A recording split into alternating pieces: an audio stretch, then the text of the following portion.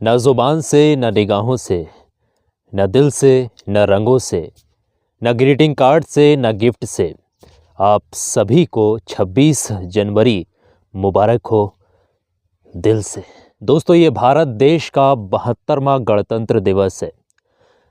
ये स्वतंत्रता सेनानियों की कड़ी मेहनत का नतीजा है, कड़ी मेहनत का फल है, जो आज हम भारत के अंदर सकुशल खड़े हैं और एक आज़ादी की सांस ले रहे हैं।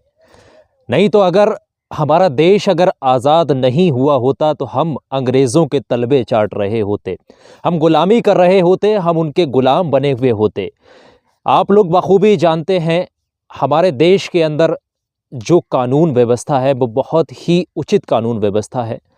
और 26 जनवरी 1950 को हमारे देश के अंदर जो कॉन्स्टिट्यूशन है वो लागू किया गया था। और मैं आप लोगों को एक बात बता दूं, भारत का संविधान सबसे बड़ा संविधान है। दोस्तों, इस देश का संविधान कोई मामूली संविधान नहीं है, कोई छोटा सा संविधान नहीं है, कोई 2-4 दिन में लिखा जाने वाला संविधान नहीं है।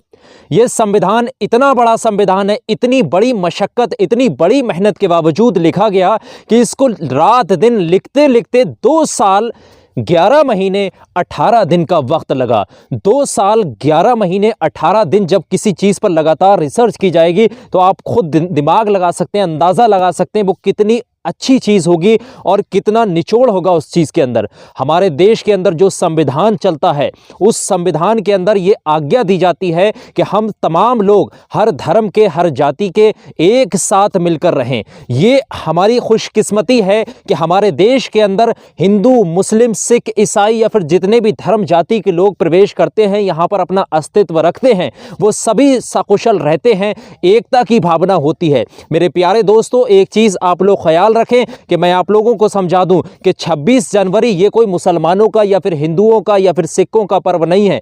इस पर्व को हर बच्चा, हर धर्म का, हर कोई नागरिक इस पर्व को बखुशी एक साथ मिलकर के मनाता है। ये खुशी का पर्व है। इस दिन हमें याद करना चाहिए उन स्वतंत्रता सेनानियों को जिसने अपनी हंसते हंसते जान निछावर कर दी इस देश के ऊपर। दोस्तों, एपीजे अब्दुल कलाम ने क्या खूब कहा है, आप लोग बखूबी गौर कीजिए मेरी बातों पर और जो चीज़ मैं यहाँ बता रहा हूँ। एपीजे अब्दुल कलाम जी ने हमारे लिए क्या खूब कहा है कि अगर एक देश भ्रष्टाचार मुक्त होता है, अगर एक देश भ्रष्टाचार मुक्त होता है तो सुंदर मस्तिष्क का राष्ट्र बनता है, तो सुंदर मस्तिष्क का राष्ट्र बनता है। यहाँ पर यानी कि आप लोग ध्यान से समझिए, उनका यह भी मानना था कि 3 प्रधान सदस्य होते हैं, 3 प्रधान सदस्य होते हैं, माता, पिता और गुरु। माता, पिता और गुरु।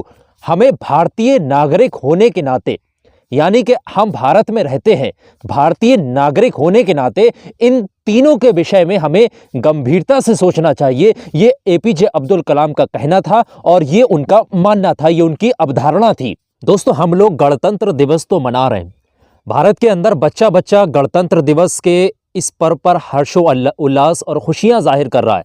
कोई झंडे उठा रहा है, कोई राष्ट्रीय ध्वज को लेकर के गलियों में निकल रहा है, तमाम चीज़ें कर रहा है।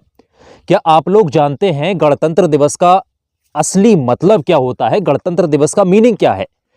गणतंत्र दिवस को आप लोग बखूबी समझ लीजिए। गणतंत्र ये 2 शब्दों से मिलकर के बन रहा है, गण और तंत्र। गण का मतलब ये होता है लोग, गण का सीधा सा मतलब होता है लोग, और तंत्र का जो मतलब होता है वो होता है सिस्टम। यानी कि अगर हम पूरा उच्चारण करें, पूरा इसको हिंदी में समझे तो इसका मतलब ये होता है लोगों का सिस्टम। इसका मतलब होता है लोगों का सिस्टम, एक ऐसा सिस्टम जिसमें देश लोगों का है, एक ऐसा सिस्टम जिसके अंदर देश लोगों का है, सरकार लोगों की है और इस देश को चलाने वाले, इस देश के अंदर रहने वाले लोग ही हैं। ये पूरा सीधा सा मतलब हिंदी में गणतंत्र का होता है। हर किसी को मालूम होना चाहिए कि गणतंत्र का मतलब क्या होता है। आ रही बात समझ में? तो इस चीज़ का ख्याल रखें। गणतंत्र आपसे कोई पूछे तो गणतंत्र का असली मतलब होता है जो मैंने आप लोगों को बताया, आप इस चीज़ को याद रख लीजिए। दोस्तों, इब्राहिम लिंकन को तो आप बाखूबी जानते होंगे। इब्राहिम लिंकन ने एक बहुत ही कामयाब चीज़, एक बहुत ही पावरफुल चीज़ बताई है कि लोकतंत्र जनता का, जनता के लिए, जनता द्वारा शासन है। लोकतंत्र जनता का, जनता के लिए, जनता द्वारा शासन है। भारत सबसे बड़ा लोकतंत्र देश है। ये चीज़ आपको मालूम होना चाहिए कि हमारा जो भारत है यानी इंडिया सबसे बड़ा लोकतंत्र देश है। अब यहाँ पर एक सवाल हर किसी शख्स के जहन में आता होगा और आना भी चाहिए कि भारत के अंदर लोकतंत्र की आवश्यकता क्यों पड़ी? भारत के अंदर लोकतंत्र की आवश्यकता क्यों पड़ी? देखिए, मैं आप लोगों को एक चीज़ बताता चलूँ, यहाँ पर कुछ लोगों को हंसी भी आएगी क्योंकि ये मैं ऐसी चीज़ बता रहा हूँ। एक चीज़ आप लोग देखते होंगे सोशल मीडिया पर बहुत ज़्यादा वायरल होती है, सुपर 30 का एक डायलॉग चलता है।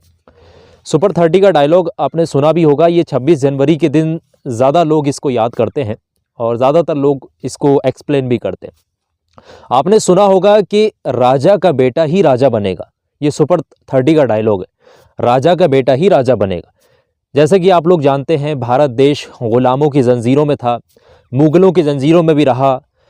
ऐसा उस समय चलता था कि जो उन राजा हुआ करता था, राजा अगर ख़त्म हो जाया करता था, राजा की अगर फौत की या फिर मौत हो जाया करती तो उसका बेटा ही सल्तनत को संभाला करता था।